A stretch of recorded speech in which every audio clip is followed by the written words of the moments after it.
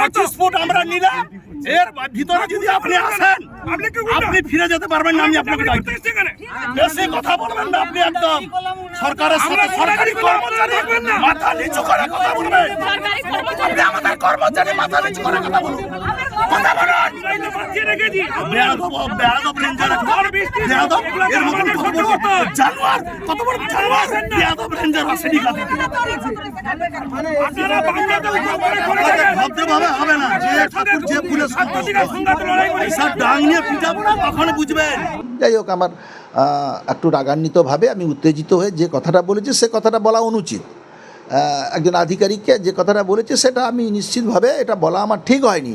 কিন্তু এই পরিস্থিতি যদি আমি হাতে না নিতাম তাহলে গ্রামের মানুষরা অন্য পরিস্থিতির সৃষ্টি হয়ে যেত। ওখানে একেবারে 300-400 লোক ঝাঁপিয়ে পড়বে একেবারে, যে এই ওর কথাবার্তাটা ঠিক নয়। এবং ওই এখন বর্তমান যে রেঞ্জার এখানে কন্টাইতে যে আছে, ওকে কোনো জেলা প্রশাসন পর্যন্ত কেউ ওকে পছন্দ করে না কথাবার্তায়।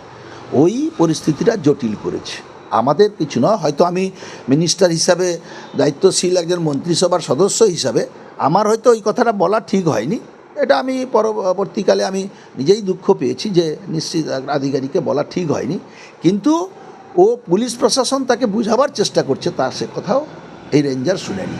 এই রেঞ্জারের জন্য এই পরিস্থিতি সৃষ্টি হয়েছে। উনি দলের মুখপাত্র, দলের কথা বলেছেন।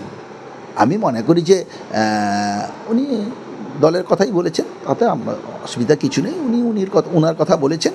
আমি যে কাজটা করে ফেলেছি, আমি এই কথাটা বলার জন্য হয়তো অনুতপ্ত, কিন্তু আমি মনে করি যে ওই এলাকার মানুষের পাশে আমার দাঁড়ানো উচিত ছিল।